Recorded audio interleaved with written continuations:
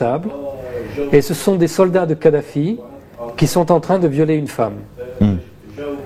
Et ils ont passé ça sur CNN, alors c'était flouté et on entendait les cris de la femme, c'est insupportable. Hein. Et puis en fait,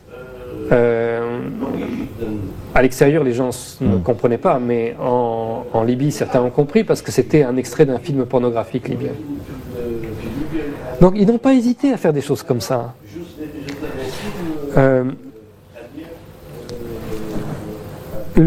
Moi, pendant la bataille de Tripoli, ils ont annoncé qu'ils avaient arrêté Saïf el-Islam. Et le procureur Ocampo, au nom du tribunal pénal international, a confirmé que c'était vrai et qu'on était en train d'organiser le transfert de Saïf el-Islam de Tripoli vers La Haye, aux Pays-Bas, pour le juger. Mais moi, je savais que c'était faux. Alors j'ai commencé à appeler Russia Today, Télésour, expliquer que non, c'est faux, Saïf el-Islam n'a jamais été arrêté, etc. Et pendant 2 jours, il y avait les 2 versions. Et puis Saïf el-Islam, tout d'un coup, est apparu dans l'hôtel Rixos, il a réveillé les journalistes étrangers et dit voilà, je suis là, et les a emmenés juste à côté faire quelques images. Bon. Mais ils peuvent tout inventer. Il n'y a pas de limite à ça. Et surtout pas de limite morale.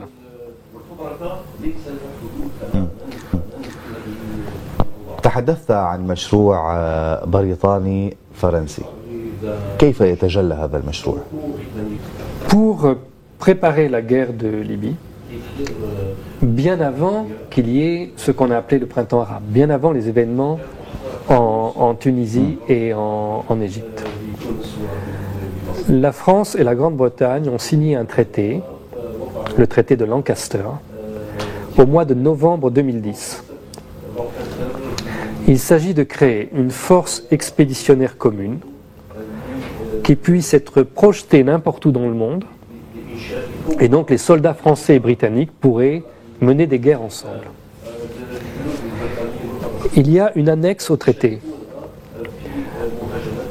On dit pour commencer à travailler ensemble, les 2 armées, on va faire un exercice militaire, une sorte de jeu de guerre. Et on a la liste de toutes les unités qui vont participer à cet exercice. Le scénario de l'exercice, c'est les forces franco-britanniques doivent intervenir en Afrique du Nord pour sauver une population civile qui est massacrée par un tyran. Étrange. Et le document précise que cette simulation, cet exercice, aura lieu le 21 mars 2011. Mais les forces britanniques, les mêmes unités, ont attaqué la Libye le 19 mars 2011. C'est-à-dire qu'en fait, depuis le mois de novembre, on savait exactement ce qu'on allait faire et on a préparé les unités combattantes, on a organisé les vacances des soldats, on a amené les munitions, etc. Tout était prêt pour l'attaque à ce moment-là. Et les événements de Benghazi au mois de février ont été juste un prétexte pour pouvoir faire ça.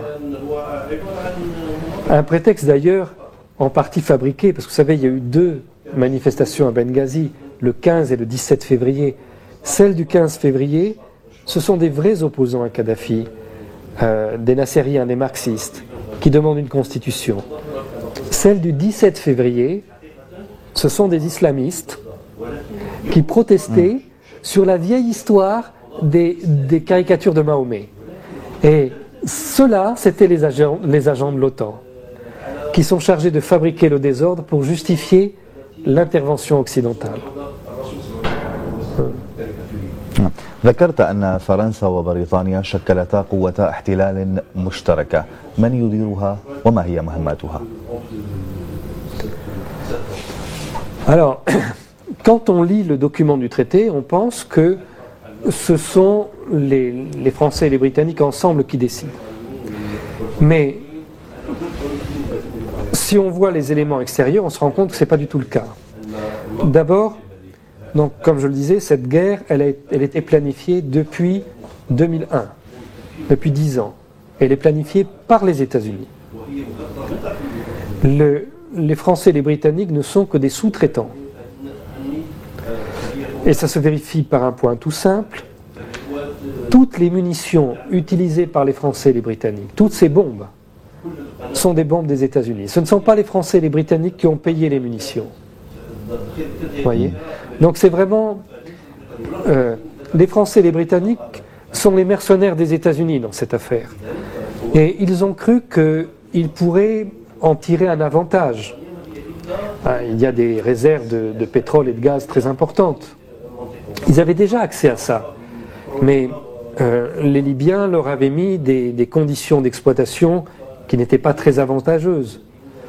Maintenant, on entend des dirigeants français dire, puisque nous avons aidé à la libération de la Libye, nous réclamons notre part du gâteau, disent-ils.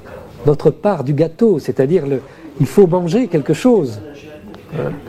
Donc, on voit bien que tout ce qui a été raconté sur l'intervention humanitaire, sauver des civils, tout ça, ça n'était qu'un mensonge. D'ailleurs, sauver des civils, on a tué 50 000 personnes, peut-être 60 000 même. نعم. سؤال أخير سيد ميسان، يعني باعتبارك بسوريا الآن، هل ترى محاولات الاستنساخ